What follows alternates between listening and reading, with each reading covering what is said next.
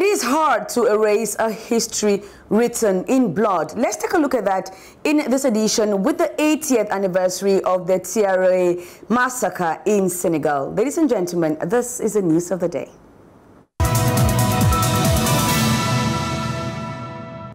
On December 1, 2024, Senegal celebrated the 80th anniversary of the Thiaroye massacre. The tragic event, which took place on December 1st, 1944 in the capital Dakar, commemorates the death of several African riflemen who were demanded payment of their allowances. The ceremony was attended by several African leaders, including those of Mauritania, Gabon, and Gambia. Paul, I beg your pardon, Brenda Nong on this report. Le 80e anniversaire du massacre de Thiaroye s'est célébré le 1er décembre 2024 à Dakar au Sénégal.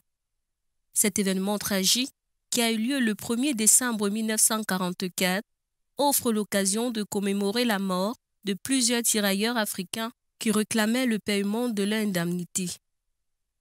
Lors de cette célébration, Bassirou Diomaye Faye, président du Sénégal, a tenu une allocution dans laquelle il a rappelé l'histoire complète de la commémoration de cette tragédie, tout en mettant un accent sur son implémentation dans les écoles sénégalaises. Dans une lettre adressée au gouvernement sénégalais, le président français Emmanuel Macron, par l'entremise de son représentant Jean-Noël Barrot, ministre des Affaires étrangères, a finalement reconnu les faits longtemps rejetés. Le président de la République vous a écrit, Monsieur le Président, pour vous dire que la France se doit de reconnaître que ce jour-là s'est déclenché un enchaînement de faits ayant abouti à un massacre. Et si la France reconnaît ce massacre, elle le fait aussi pour elle-même, car elle n'accepte pas qu'une telle injustice puisse entacher son histoire. Cette cérémonie a connu la présence de nombreux chefs d'État africains, notamment de la Mauritanie, du Comore, de la Gambie, de la Guinée-Bissau, du Gabon, des chefs du gouvernement, entre autres. Il est bien de souligner que le massacre de Thiaroye est un événement important de l'histoire de l'Afrique en général et du Sénégal en particulier, car il a marqué la lutte contre l'indépendance et la reconnaissance des droits des Africains. Senegalese President Diomaye Faye's long-awaited speech at the commemoration of the 80th anniversary of the Thiaroye massacre left its mark, with measures such as the inclusion of the history of the tragedy in the Senegalese school curriculum. Many other measures were taken, as reported in this item by Colin Bekata. C'était une allocution à la fois vivante, mémorable et surtout remplie d'émotions qu'a tenue Bassirou Diomaye Faye, le président du Sénégal, à l'occasion de la commémoration du 80e anniversaire du massacre de Thiaroye. On pouvait de ce discours retenir 5 points saillants qui en fait sont des mesures par lui instruites. La plus grande préoccupation de ce chemin, tenant de la transmission et la reconnaissance des vérités sur cette tragédie, dont la mémoire devrait être restaurée, ainsi que la dignité des tirailleurs exécutés. Voilà qui en appelle à cette mesure qui établit l'enseignement de l'histoire de Thiaroye dans les curricula éducatifs. L'histoire de Thiaroye sera enseignée dans les curricula éducatifs. Ainsi, les générations futures grandiront avec une compréhension approfondie de cet épisode de notre passé. L'érection d'un mémorial en l'honneur des tirailleurs de Thiaroye et l'ouverture d'un centre de documentation et de recherche en vue de conserver leur mémoire compte parmi d'autres mesures ainsi prises. Des rues et des places seront identifiées par cet événement tragique, disait le président sénégalais dans son discours. Des rues et des places porteront le nom de cet événement tragique, de ces soldats, pour inscrire leur sacrifice dans notre quotidien et notre histoire collective. Une journée des tirailleurs est d'ailleurs désormais décrétée au Sénégal. La journée du tirailleur est désormais fixée le 1er décembre de chaque année, jour de commémoration du massacre de Thiaroye. Il convient aussi de relever que le chef de l'État n'a pas omis de souligner l'importance du combat des Africains et non-Africains qui ont œuvré contre l'oubli et la falsification de l'histoire des tirailleurs et du massacre de Tiaroy. In Senegal, the commemoration of the 80th anniversary of the Tiaroy massacre was well received by the population. They appreciated President Bassirou Diomaye Faye for his decision of introducing the history of the massacre into the school curricula. Here are some of the Senegalese reactions in this report by Peter Lakoji. Il y a 80 ans, de nombreux tirailleurs africains, en majorité sénégalais, ont été massacrés à Tiaroy par les troupes coloniales et des gendarmes français. Le 1er décembre 1944 est donc une date qui reste à jamais gravée dans les esprits des populations du Sénégal. Par devoir de mémoire, de vérité et de justice, comme l'a dit le président Bassirou Diomaye Faye, une cérémonie de commémoration a été organisée à cet effet, une initiative saluée par le peuple sénégalais qui n'a pas oublié cette page sombre de leur histoire. Les tirailleurs ne sont plus là. C'est cette commémoration peuvent servir à dire qu'on pense bien à eux. On pense bien à eux. Et on leur félicite de ce qu'ils ont fait pour nous. Merci aux tirailleurs et merci au président Diomaye. Et cela a même tardé. On aurait dû le faire bien avant. Oui. Chaque année, pour apprendre à nos enfants l'histoire, ce qui s'est passé, tout ce qui s'est passé. Oui. C'est pour ça que j'apprécie beaucoup. Notons que jusqu'à ce jour, il reste encore dans la pensée des Sénégalais plusieurs zones d'ombre sur les circonstances de ce massacre et sur le nombre de victimes qu'il a fait. On entend souvent le mot massacré. Mais nous, en tant que des Sénégalais et des élèves, on voudrait savoir réellement ce qui s'est passé. Étant des Africains, étant des Sénégalais, on ne nous enseigne pas notre histoire. Et alors que ce n'est pas normal, on nous enseigne des histoires des autres. Alors qu'on devrait nous apprendre notre histoire avant de nous apprendre les histoires des autres. Voilà qui a été bien accueilli la décision prise par le président sénégalais d'introduire l'histoire du massacre de Tiaroy dans les programmes scolaires. Aujourd'hui, pour dire vrai, l'enseignement de ce massacre, c'est seulement à partir de la terminale où on le voit. Et juste à un niveau où on voit pratiquement les causes de la décolonisation. C'est à ce niveau où on voit l'enseignement du massacre de Tiaroy. Donc ce serait maintenant très intéressant que l'on puisse à la base commencer à l'enseigner, que l'on puisse comprendre nous notre histoire, notre propre histoire et réécrire notre propre histoire. Avec les actes que vient de poser le président de la République, je sais que nous avançons un grand pas donc, vers la vérité, mais également vers le sentiment de souveraineté. Il revient donc aux Sénégalais d'écrire désormais leur propre histoire et de la raconter telle qu'elle. Now, let's turn back the clock to December 1, 1944, when one of the most chilling events in the history of Africa unfolded.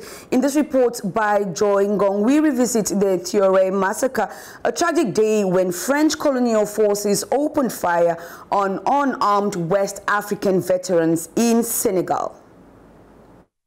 It is 6 a.m. on December 1, 1944. French colonial troops encircle the Tiaroy camp near Dakar, Senegal, armed with tanks and machine guns. Inside are over 1,300 Senegalese tirailleurs, West African soldiers who fought bravely for France during the Second World War. Their crime? Demanding the pay and pensions promised for their service. Of course I feel sorrow. These were innocent men that were killed. It's a crime that France could have avoided. It was a question of courage. The West say freedom has no price, but what price did Africa pay for the freedom of France? These men had survived the war and had been repatriated to Africa. The French administration withheld their back pay and converted it to local currency at a fraction of its value. Frustrated and humiliated, the soldiers staged a peaceful protest on November 30, refusing to board trains and leave the camp until their dues were met. Tensions rose when they briefly detained a French general who eventually promised resolution. Just hours after the protest ended, French forces launched a brutal crackdown. The tirailleurs, unarmed and gathered for what they thought was a meeting, were mowed down indiscriminately. L'action était formelle. Tout le détachement était en rébellion. Il était nécessaire de rétablir l'obéissance et la discipline par d'autres moyens que le discours et la persuasion.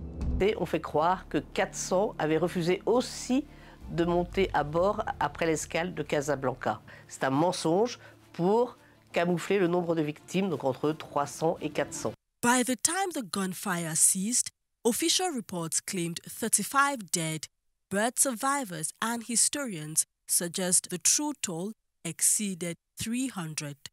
La France a tué mon père et ses camarades. Je cherche la reconnaissance des faits, tout simplement. J'ai aperçu une automitrailleuse à une centaine de mètres des baraquements. Elle a tiré 2 rafales. Le lieutenant Salomon, qui commandait les véhicules mitrailleuses, a donné l'ordre de tirer sur les baraquements.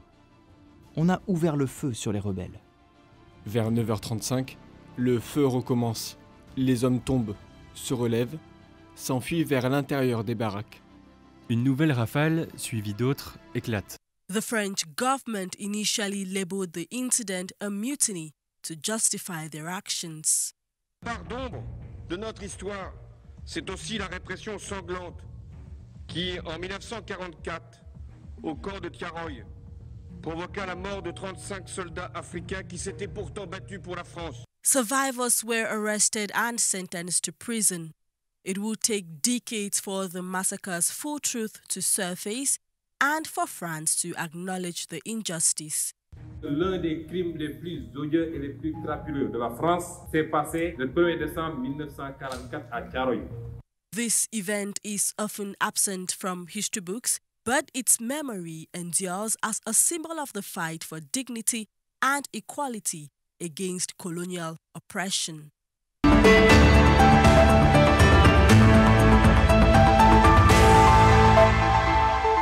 Now over to our info bonus page. The Chateau du Palais du Peuple in Kinshasa, capital of the Democratic Republic of Congo, moved to the rhythm of the job fair organized by CUSO International, Officiel National de l'Emploi, and other partners to help young Congolese find out how to get a job after specific training.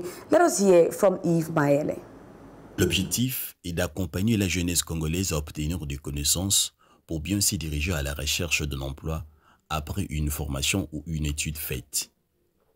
Quai Talent Pluriel et ses partenaires ont tenu la 10e édition du Salon de l'Emploi. Pour nous, en résumé, l'objectif pour nous, c'est vraiment de créer cet espace de rencontres où il y a les demandeurs d'emploi et les porteurs de l'offre qui sont les employeurs, de sorte qu'il y ait cette rencontre et cette connaissance de pouvoir recruter des jeunes, donner des contrats déterminés ou indéterminés, donner des espaces d'apprentissage comme des formations professionnelles ou des stages professionnels. Vu qu'il s'agit de bien se former pour obtenir un emploi, l'expert du ministère professionnel a prêché la jeunesse congolaise à quitter l'informel au formel. On ne peut pas accéder au monde professionnel si on n'a pas acquis des compétences.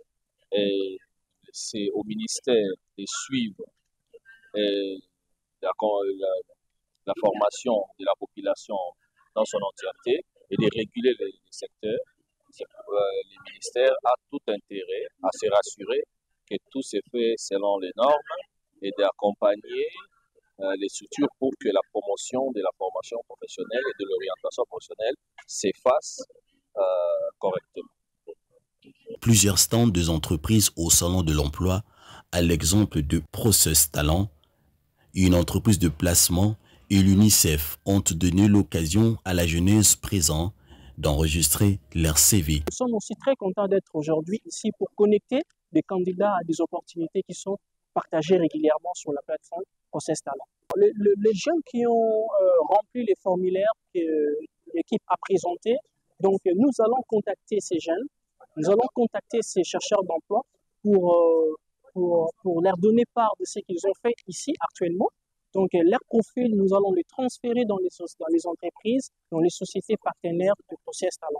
Vu qu'il s'agit de la jeunesse, l'un des participants a salué cette initiative. Bon, premièrement, c'est une opportunité pas juste pour moi et pour tous ceux qui ont participé à ce salon. Vu la situation et les circonstances professionnelles dans notre pays, on a eu au moins à connaître comment faire un pont vers l'académique et le professionnalisme. Ce pont a été un intermédiaire juste Donc, je peux citer Pousso International qui a pu organiser ce salon et les participants et aussi les partenaires qui ont eu à les accompagner. La 10e édition du Salon de l'Emploi s'est clôturée dans la ville-province de Kinshasa, capitale de la RDC, après avoir été organisée dans la ville de Lubumbashi et de Kolwezi, financée par Cusso International et ses partenaires. And this is how we close the curtains for today's edition of the News of the Day. Ladies and gentlemen, thank you for watching. Stay tuned to this channel and, of course, stay blessed.